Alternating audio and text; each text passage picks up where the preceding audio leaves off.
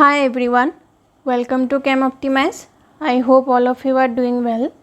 So आज हम लोग स्टार्ट करने जा रहे हैं पार्ट 13 ऑफ द थार्मोडायनामिक्स सीरीज़ जो कि इस चैनल में कंटिन्यू हो रहा है. ऑलरेडी 12 वीडियोस अपलोड हो चुका है इस सीरीज़ में और आज हम लोग स्टार्ट करेंगे next part of this thermodynamics series जहाँ पे हम लोग कंटिन्यू करेंगे जो हम लोग लास्ट वीडियो में डिस्कस कर रहे थे. So stay tuned till the end of this video. और आप लोगों ने अगर प्रीवियस वीडियोस को चेकआउट नहीं किया है then you can check them out from the i button. And if you are new to this channel please subscribe the channel and hit the bell notification ताकि आप लोग को पता चल जाए जब भी मैं एक नया वीडियो अपलोड करूँ और मुझे भी मोटिवेशन मिले रेगुलरली नया अच्छा कंटेंट्स लाने के लिए इस चैनल में. आपका सपोर्ट इस चैनल के लिए बहुत अहमियत रखता है. सो लास्ट वाले वीडियो में हम लोग डिस्कस कर रहे थे about the statement of third law of thermodynamics और थर्ड लॉ ऑफ थार्मोडायनामिक्स कैसे आया है उस कॉन्सेप्ट को हम लोग डिस्कस कर रहे थे. तो आज हम लोग उस जगह से कंटिन्यू करेंगे. So let's move on to the topic. So last video में हम लोगों ने डिस्कस किया था कि जब temperature approaches absolute zero temperature that is 0 Kelvin, then the entropy in perfectly crystalline solid becomes 0. So this is the basis of the third law of thermodynamics.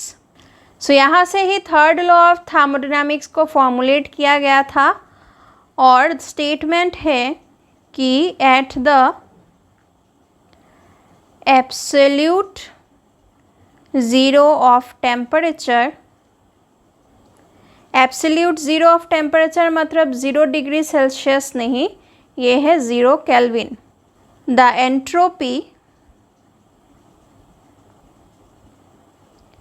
Of every substance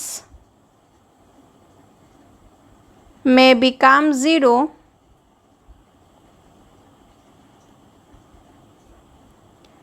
and it does become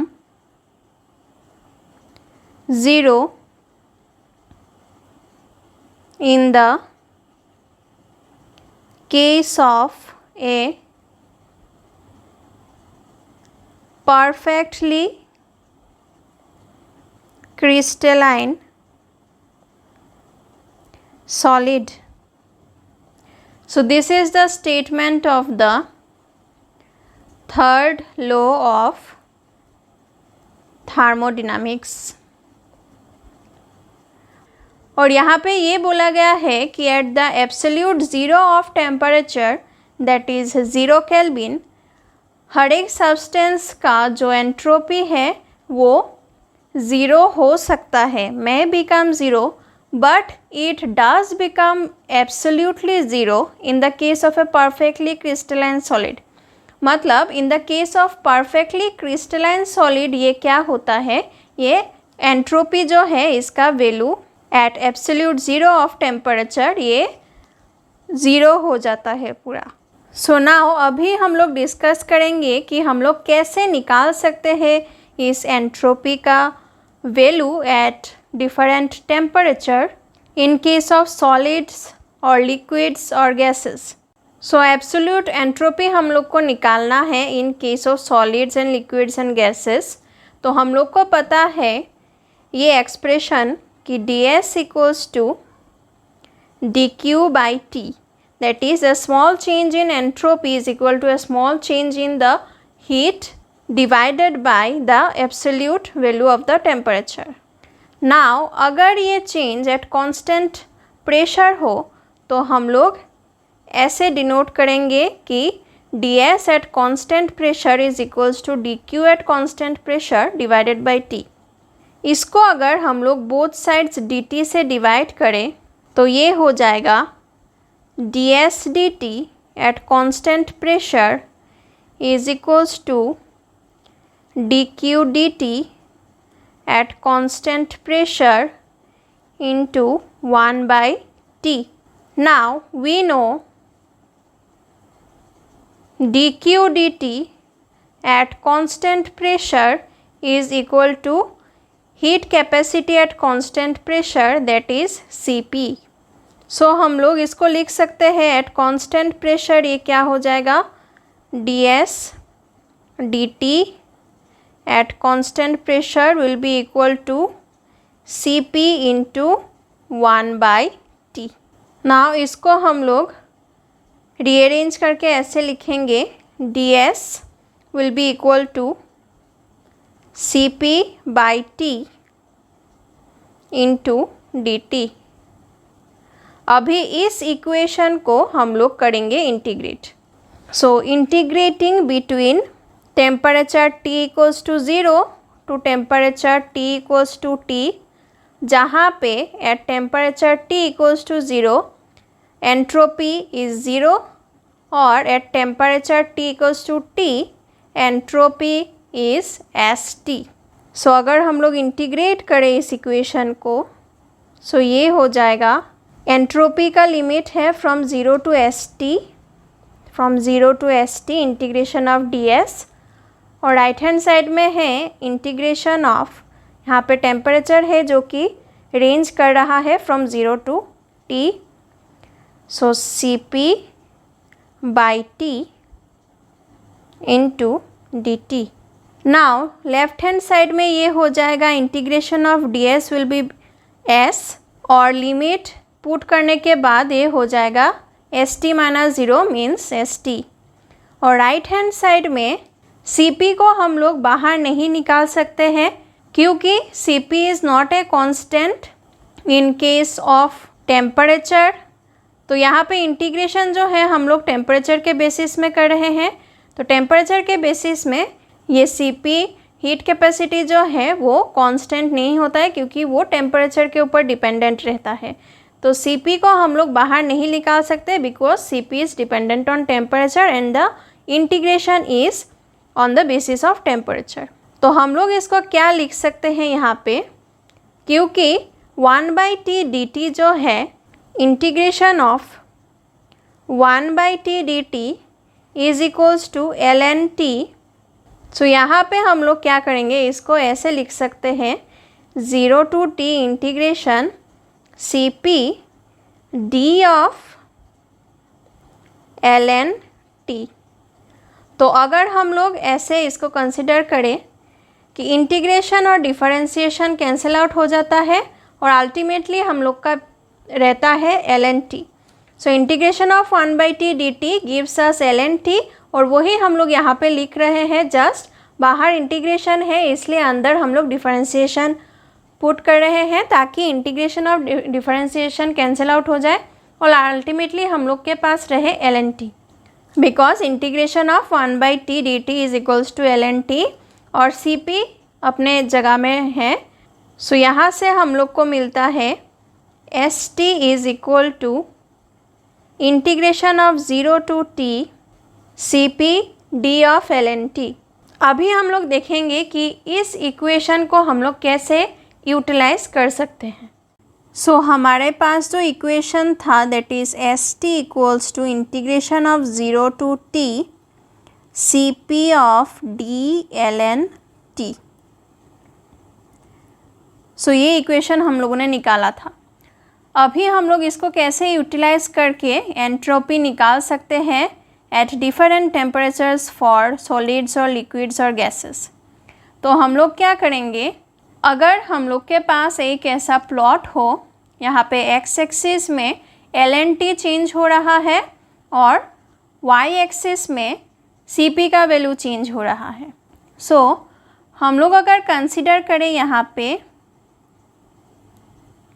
छोटा amount of very small amount of an area, जहाँ पे इसका length जो है along the x axis this is d of ln T, मतलब very small amount or very small length of this ln T axis. D means differentiation, that is we can say a very small value of this ln T axis. और यहाँ पे अगर हम लोग इस area को consider करें,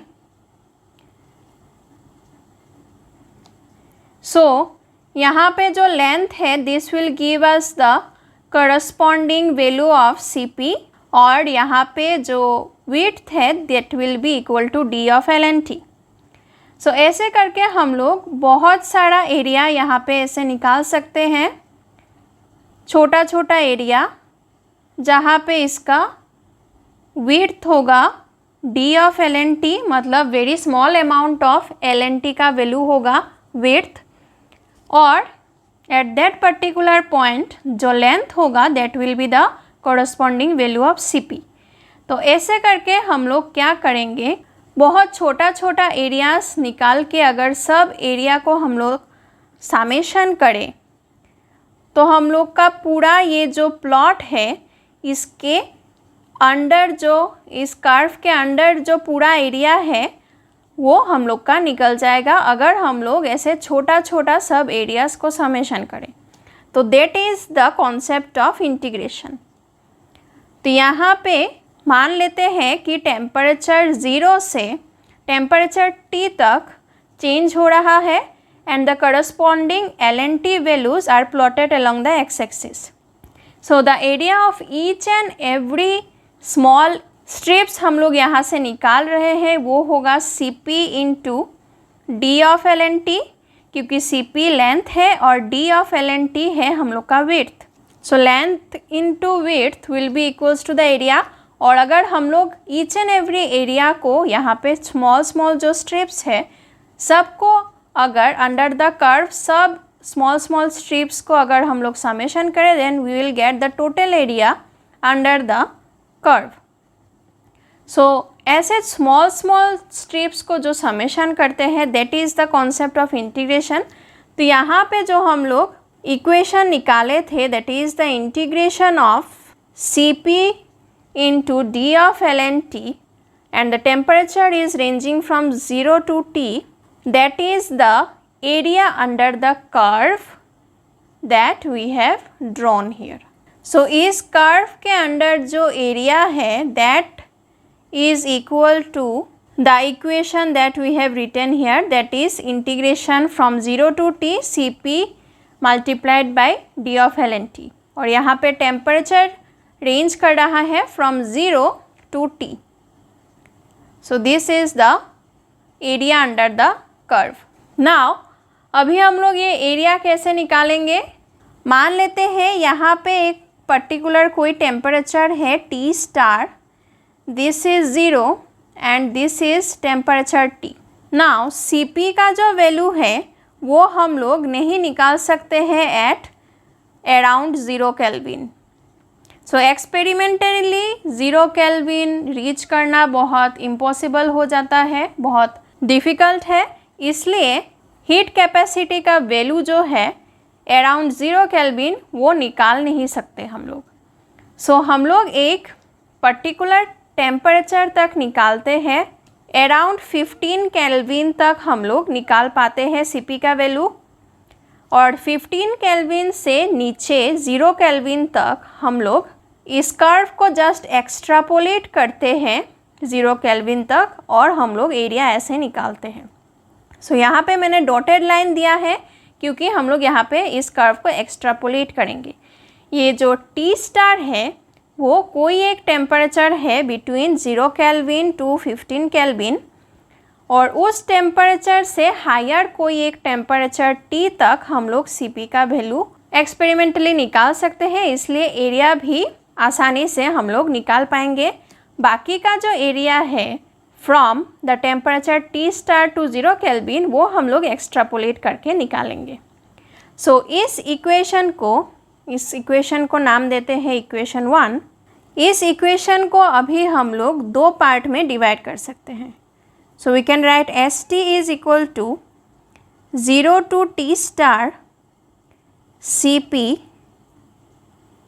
D of LNT plus T star to T CP D of LNT। So यहाँ पे फर्स्ट पार्ट जो है that is the extrapolated curve के अंडर जो एरिया है वो रिजेंबल कर रहा है, और सेकेंड पार्ट जो है वो यहाँ पे एक्चुअल कर्व के नीचे जो एरिया है वो रिजेंबल कर रहा है। And T star is a temperature in between 0 kelvin to 15 kelvin. Now एक थ्योरी है of heat capacities of crystalline substances which is called the Debye theory. Debye ने ये थ्योरी प्रपोज किया था and according to it at very low temperatures from 0 Kelvin to 15 Kelvin Cp is almost equal to Cv and that is almost equal to AT cube, where A is an empirical constant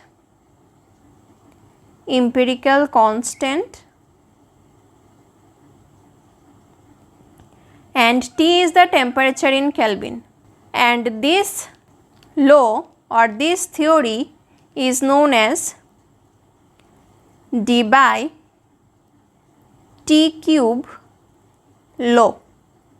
So अगर हम लोग first part को replace करें इस equation 2 में, so we'll get ST equals to 0 to T star।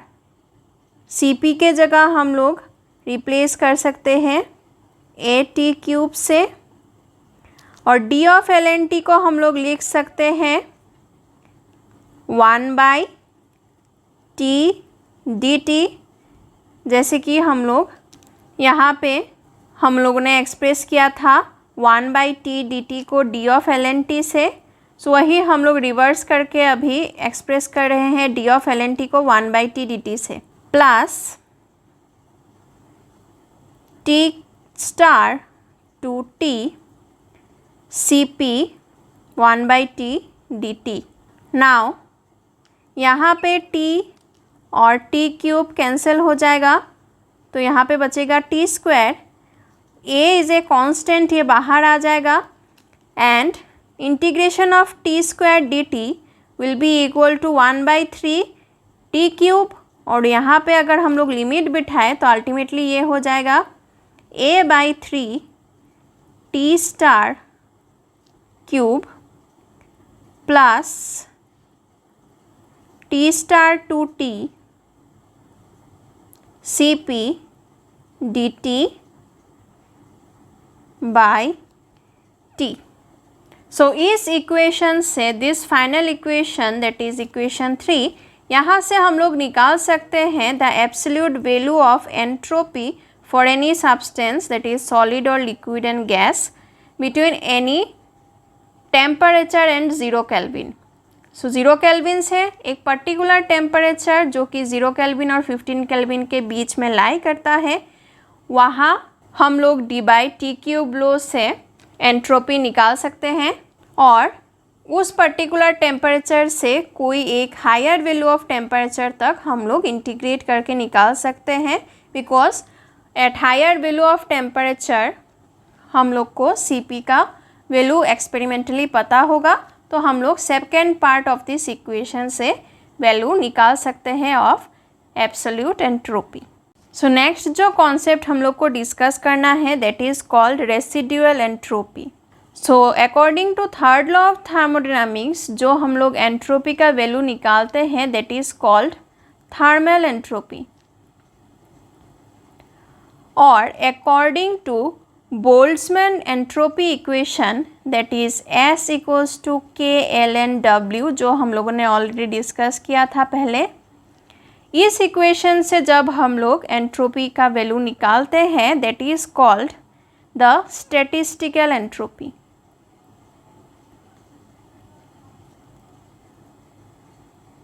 And this statistical entropy is more rigorous, मतलब ये ज़्यादा डिटेल्ड वे में हम लोग को एंट्रोपी का वैल्यू देता है in comparison to the thermal entropy. So thermal entropy और स्टैटिस्टिकल एंट्रोपी के बीच में फ़र्क होता है। थर्मल एंट्रोपी का वैल्यू जो होता है वो समव्हाट कम होता है देन स्टैटिस्टिकल एंट्रोपी का वैल्यू, और ये जो डिफरेंस होता है वो रेंज करता है from around 3.1 to 4.8 joule per kelvin per mole. So according to third law of thermodynamics जो एंट्रोपी है that is called thermal entropy, और ये थर्मल एंट्रोपी जो है at absolute value of temperature बोला गया है कि ये 0 हो जाता है, लेकिन अकॉर्डिंग टू स्टेटिस्टिकल एंट्रोपी वो 0 नहीं होता है। सो यहाँ से हम लोग कंक्लूड कर सकते हैं कि substances such as H2, D2, carbon monoxide, nitrogen monoxide, then N2O, H2O, इनका वैल्यू, इनका एंट्रोपी का value at absolute 0 of temperature वो 0 नहीं होता है, जो हम लोग को थर्ड लॉ बताता है। सो ये जो एंट्रोपी है at absolute 0 of temperature that is the non zero entropy value that is called the residual entropy. So this non-zero entropies of such substances at absolute 0 of temperature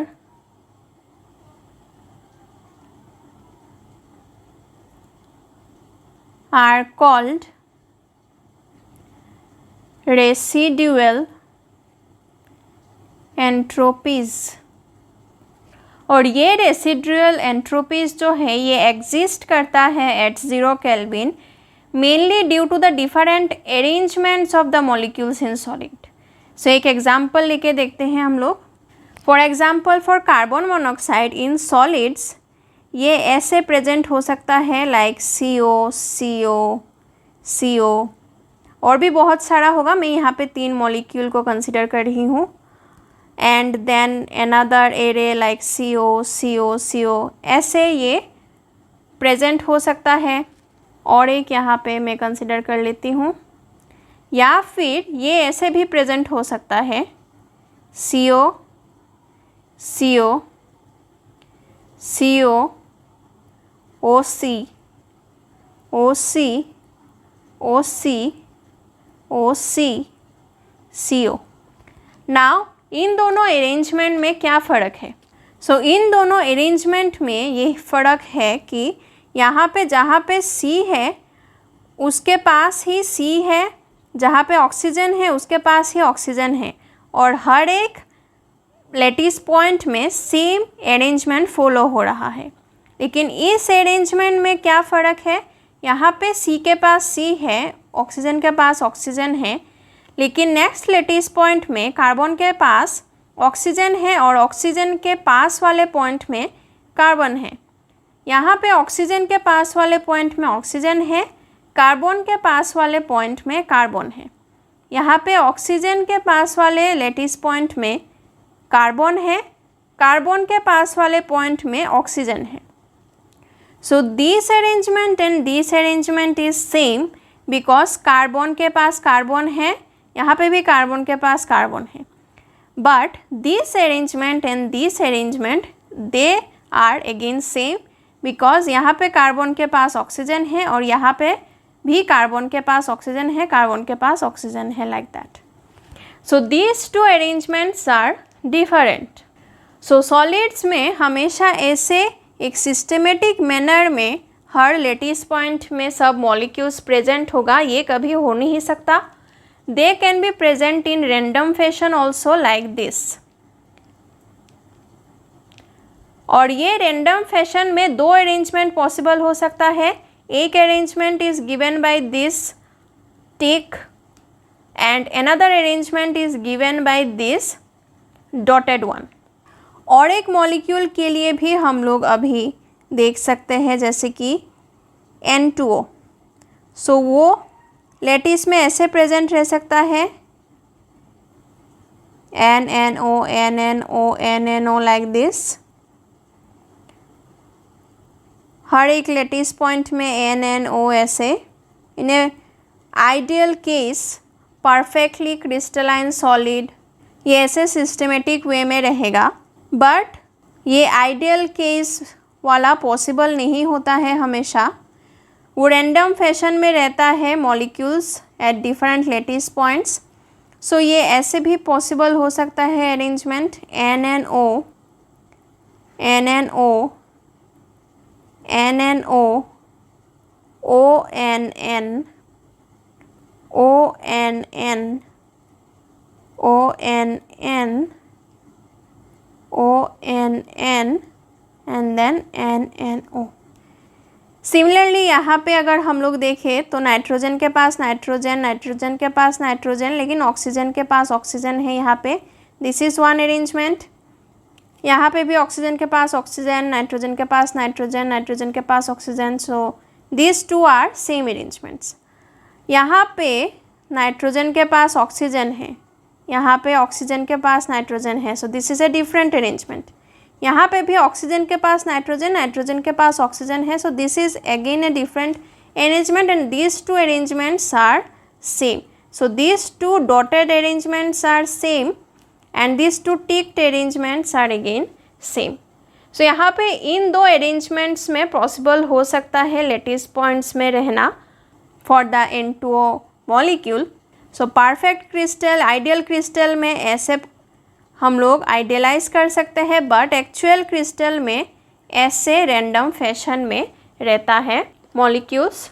so two types of arrangements can be possible in CO also and in case of N2 also. So W, that is the number of arrangements, is equal to 2 to the power Na. Why 2 to the power Na? 2 to the power Na means 2 multiplied by 2 multiplied by 2 multiplied by 2 Na times, मतलब Avogadro's number of times. तो अगर हम लोग 1 mole of this lattice points consider करें, so for each lattice point जो arrangement possible हो सकता है वो है 2. So for 1 mole of this molecules ये arrangement जो possible होगा that is 2 into 2 into 2 into 2 multiplied Na number of times. So W is equal to 2 to the power Na. So अगर हम लोग फॉर्मूला में बिठाए तो ये हो जाएगा S equals to K, that is Boltzmann constant ln W is equal to K ln 2 to the power Na. ये Na सामने आ जाएगा तो ये हो जाएगा Na into K ln of 2. Na into K is equals to universal gas constant R. So यहाँ पे अगर हम लोग लिखे R मल्टीप्लाइड बाई ln2 और अगर हम लोग वैल्यू बैठाए यहाँ पे R का वैल्यू होगा 8.314 joule per kelvin per mole and ln2 is 0.693. तो finally the value will be 5.76 joule per kelvin per mole. So this is the value of the statistical entropy for these molecules at 0 Kelvin. But experimentally जो entropies मिलता है that is the residual entropies, वो thermal entropy और statistical entropy के बीच में लाई करता है. मतलब thermal entropy that is 0 और statistical entropy that is यहाँ पे हम लोगों ने निकाला है 5.76 जूल पर केल्विन पर मोल. तो इन दोनों वैल्यू के बीच में लाई करता है एक्चुअली रेसिडुअल एंट्रोपीज. क्यों बीच में लाई करता है? क्योंकि हमेशा ऐसे रैंडम फैशन में भी नहीं रहेगा हर एक लेटिस पॉइंट में, और हर एक लेटिस पॉइंट में ऐसे आइडियल फैशन में भी नहीं रहेगा. कुछ लेटिस पॉइंट्स में ऐसे रहेंगे, कुछ और लेटिस पॉइंट्स में ऐसे रैंडम फैशन में रहेंगे. So there will be mixture of everything, mixture of every arrangement. So the residual entropy lies between thermal entropy and the calculated statistical entropy. So this was all about third law of thermodynamics, evaluation of absolute value of entropies for different kind of substances and the concept of residual entropy. Next topics हम लोग upcoming videos में discuss करते रहेंगे. So stay tuned in this channel. और आप लोग को अगर इस वीडियो का कंटेंट्स हेल्पफुल लगे then please make sure to like the video and subscribe the channel and share the videos among your friends. आप लोग का love and support goes a long way. मुझे भी मोटिवेशन मिलता है अच्छा कंटेंट्स लाने के लिए रेगुलरली इस चैनल में। और आप लोग को इस लेक्चर का PDF नोट्स डिस्क्रिप्शन बॉक्स में मिल जाएगा। And for more information and regular updates आप इस चैनल को फॉलो कर सकते हैं in Facebook and Telegram. Thank you so much for watching.